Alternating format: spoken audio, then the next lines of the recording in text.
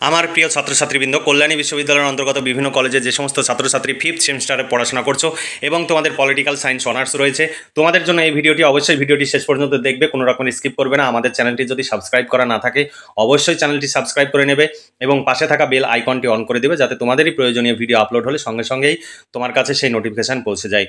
চলো এবার দেখে নিই আজকের মূল সাজেশনের ভিডিওটি। দেখো, Kalyani university fifth semester political science honours CC11 তোমাদের সিলেবাসে রয়েছে ওয়েস্টার্ন পলিটিক্যাল থট, 5 ও 10 মার্কের প্রশ্নের সাজেশন 2024-25, অর্থাৎ তোমাদের ডিসেম্বর বা জানুয়ারি মাসে তোমাদের পরীক্ষা হবে, সেই জন্য 2024-25 উল্লেখ করেছি, কারণ তোমাদের 2024 সালের শিক্ষাবর্ষ, তোমাদের প্রশ্নপত্রে 2024 উল্লেখ থাকবে। তোমরা যদি আমাদের কাছে সাজেশন অনুযায়ী প্রশ্নোত্তরের PDF কপি সংগ্রহ করতে চাও, 250 টাকা পেমেন্ট করতে হবে। আমাদের নোটস আপডেট হয়ে যাচ্ছে, আর হয়তো 2-3 দিন লাগবে। সমস্ত পেপারের নোটস তোমরা পেয়ে যাবে। তোমরা নিচে দেওয়া হোয়াটসঅ্যাপ নাম্বারে যোগাযোগ করো এবং নোটসগুলো সংগ্রহ করে নিয়ে পড়াশোনা শুরু করে দাও। তোমাদের 4টি পেপারের জন্য 1000 টাকা পেমেন্ট করতে হবে। 1000 টাকায় শর্ট প্রশ্ন এবং বড় প্রশ্ন কমপ্লিট পেয়ে যাবে। এর আগে আমরা ছাড় দিতাম, এই বছর আমরা ছাড় দিতে পারছি না, কারণ আমাদের খরচ বেড়েছে, কিন্তু আমরা PDF এর মূল্য বাড়াচ্ছি না তোমাদের সুবিধার জন্য। কারণ প্রতি পেপারের জন্য 250 টাকা, এর আগেও ছিল, এই বছরও আমরা তাই রাখছি, কারণ তোমরা জানো প্রতিটি জিনিসের মূল্য বৃদ্ধি হচ্ছে, সেই সঙ্গে আমাদের টিচারদের বেতনও বৃদ্ধি হচ্ছে। ফলে আমাদের খরচ বাড়লেও আমরা PDF এর মূল্য তোমাদের কথা ভেবেই বাড়াচ্ছি না। তাই যে ছাড়টা আগে দিতে পারতাম সেই ছাড় আর দিতে পারছি না। তার জন্য তোমরা কেউ ছাড়ের কথা বলবে না। তোমরা যে মূল্য আমরা রেখেছি এই মূল্যতেই তোমরা সংগ্রহ করো, কারণ তোমরা এই সমস্ত নোট সংগ্রহ করতে গিয়ে বিভিন্ন জায়গায় ছোটাছুটি করো এবং প্রচুর অর্থ ব্যয় করো। তা সত্ত্বেও তোমরা পরীক্ষায় 100% কমন পাও না, কিন্তু আমাদের কাছ থেকে যারা নোট সংগ্রহ করো তোমরা জানো পরীক্ষায় 100% বা 95% তোমরা কমন পাও। তোমরা ঘরে বসে নিশ্চিন্তে এই নোটসগুলো পড়াশোনা করে পরীক্ষার জন্য প্রস্তুতি নিতে পারবে।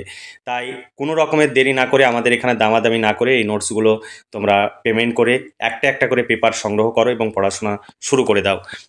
এবার চলো দেখে নিই আজকের সাজেশনের মূল ভিডিওটি। এর আগের ভিডিওতে আমি সিলেবাস আপলোড করেছি, তোমরা সেই সিলেবাস দেখার প্রয়োজন হলে দেখে নিতে পারো। তবে PDF কপিতে সিলেবাস থাকবে, সাজেশন থাকবে, সমস্ত কিছু একদম কমপ্লিট থাকবে। তোমাদের সিলেবাস আমাদের কাছে PDF কপি সংগ্রহ করলে তোমাদের কোনো কিছু ভাবতে হবে না, কোন সালে কোন প্রশ্নটি পড়েছে সব তোমরা পেয়ে যাবে। দেখো, পাশ্চাত্য রাষ্ট্রচিন্তায় 1 নম্বর প্রশ্ন, প্রাচীন গ্রিসের নগর রাষ্ট্রের বৈশিষ্ট্যগুলি লেখো। 2 নম্বর প্রশ্ন, গ্রিক রাষ্ট্রচিন্তার সাধারণ বৈশিষ্ট্য বলি আলোচনা করো। 3 নম্বর প্রশ্ন, গ্রিসের রাষ্ট্রচিন্তা উদ্ভবের কারণগুলি সংক্ষেপে বিবৃত করো। যেগুলোতে বেশি স্টার চিহ্ন দেওয়া রয়েছে সেগুলো ভীষণ ইম্পর্টেন্ট, সেগুলো তোমরা অবশ্যই ভালো করে দেখবে। বেশি স্টার চিহ্ন দেওয়া রয়েছে 15খানা প্রশ্নে। এই 15খানা প্রশ্ন তোমরা যদি ভালো করে পড়ো, তোমরা আশা করছি তোমরা 90% কমন পেয়ে যাবে। আর 100% কমন পেতে হলে এই প্রশ্ন, যে সাজেশনের যে প্রশ্নগুলো আমি তোমাদের সামনে তুলে ধরছি, এগুলো সবগুলোই পড়তে হবে। দেখো, 4 নম্বর প্রশ্ন, গ্রিক রাষ্ট্রচিন্তার বিকাশে স্টোইকদের অবদান সম্পর্কে একটি সংক্ষিপ্ত টিকা লেখো। 5 নম্বর প্রশ্ন, গ্রিক রাষ্ট্রচিন্তায় সোফিস্টদের অবদান আলোচনা করো। তারপরে প্লেটোর দর্শন ও রাজনীতি, এই অধ্যায় থেকে তোমাদের প্রশ্ন। দেখো, প্লেটোর ন্যায় তত্ত্বের উপরে একটি সমালোচনামূলক টিকা লেখো। 7 নম্বর প্রশ্ন, এই 6-7-এর মধ্যে একটি প্রশ্ন পরীক্ষায় আসবে। প্লেটোর বিভাজন সম্পর্কিত ধারণাটি সংক্ষেপে আলোচনা করো। এরপরে 8 নম্বর প্রশ্ন, রাষ্ট্রের ক্ষমতা সংক্রান্ত প্লেটোর অভিমত ব্যক্ত করো। 9 নম্বর প্রশ্ন, প্লেটোর রাষ্ট্রচিন্তায় নৈতিক শক্তি বা সেবা ধর্মের উপরে কেন গুরুত্ব আরোপ করেছেন তা ব্যাখ্যা করো। এই প্রশ্নটিও গুরুত্বপূর্ণ। তারপর 10 নম্বর প্রশ্ন, প্লেটোর রাষ্ট্রচিন্তায় বিশ্বজনীনতার ধারণাটি সংক্ষেপে আলোচনা করো। এরপরে অ্যারিস্টটলের অধ্যায় থেকে তোমাদের প্রশ্ন। 11 নম্বর প্রশ্ন, অ্যারিস্টটলের রাষ্ট্রতত্ত্বের সমালোচনা সহ মূল্যায়ন করো। 12 নম্বর প্রশ্ন, অ্যারিস্টটলের রাষ্ট্রচিন্তার বিভিন্ন ত্রুটিগুলি আলোচনা করো বা বিভিন্ন সীমাবদ্ধতাগুলি আলোচনা করো। 13 নম্বর প্রশ্ন, অ্যারিস্টটলের রাষ্ট্রতত্ত্বে বিপ্লবের কারণগুলি ব্যাখ্যা করো। 14 নম্বর প্রশ্ন, প্লেটোর সঙ্গে অ্যারিস্টটলের রাষ্ট্রচিন্তার বা রাষ্ট্রতত্ত্বের মিল ও অমিল গুলি আলোচনা করো বা তুলনামূলক আলোচনা করো। 15 নম্বর প্রশ্ন, ভীষণ ইম্পর্টেন্ট প্রশ্ন, রাষ্ট্র হলো সর্বোচ্চ মানব প্রতিষ্ঠান। অ্যারিস্টটলকে অনুসরণ করে এই মতবাদের যৌক্তিকতা বিশ্লেষণ করো। 16 নম্বর প্রশ্ন, সম্পত্তি সম্পর্কে অ্যারিস্টটলের অভিমত ব্যাখ্যা করো। তারপরে দেখো, মধ্যযুগীয় রাষ্ট্রচিন্তা, রাষ্ট্র গির্জার প্রতিদ্বন্দ্বিতার উপরে এক গুরুত্ব সহ মধ্যযুগীয় রাষ্ট্রচিন্তার প্রধান বৈশিষ্ট্যগুলি বিশ্লেষণ করো। 18 নম্বর প্রশ্ন, মধ্যযুগীয় রাষ্ট্রচিন্তক হিসাবে সেন্ট অগাস্টিনের অবদান আলোচনা করো। 19 নম্বর প্রশ্ন, সেন্ট টমাস অ্যাকুইনাসের অ্যারিস্টটলের দ্বারা কিভাবে প্রভাবিত হয়েছিলেন? ভীষণ ইম্পর্টেন্ট প্রশ্ন, এই প্রশ্নটি আসবে ধরে নাও 20 নম্বর প্রশ্ন। খ্রিস্ট ধর্মের প্রভাবের আলোকে অ্যাকুইনাসের রাষ্ট্রতত্ত্বটি আলোচনা করো।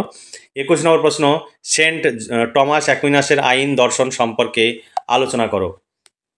22 নম্বর প্রশ্ন, রাজনীতির ধর্মনিরপেক্ষীকরণের মার্সিলিওর প্রচেষ্টা ব্যাখ্যা করো। 23 নম্বর প্রশ্ন, মার্সিলিওর তত্ত্ব মধ্যযুগীয় রাষ্ট্রচিন্তায় সর্বাপেক্ষা উল্লেখযোগ্য সৃষ্টিগুলির অন্যতম, আলোচনা করো। এবার মেকিয়াভেলি থেকে প্রশ্ন, ম্যাকিয়াভেলি থেকে 1 নম্বর প্রশ্ন এবং মোট 24 নম্বর প্রশ্ন, ম্যাকিয়াভেলির ক্ষমতা সম্পর্কিত ধারণাটির মূল্যায়ন করো। তার 25 নম্বর প্রশ্ন, ম্যাকিয়াভেলির নৈতিকতা দ্বৈত মানদণ্ড প্রসঙ্গে একটি সংক্ষিপ্ত টিকা লেখো।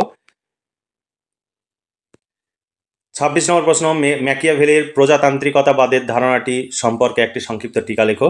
এরপরে জনপ্রশাসনের মুখ্য দৃষ্টিভঙ্গি, এই অধ্যায় থেকে তোমাদের প্রশ্ন। 27 নম্বর প্রশ্ন, জনপ্রশাসনের মুখ্য দৃষ্টিভঙ্গিগুলি সম্পর্কে আলোচনা করো।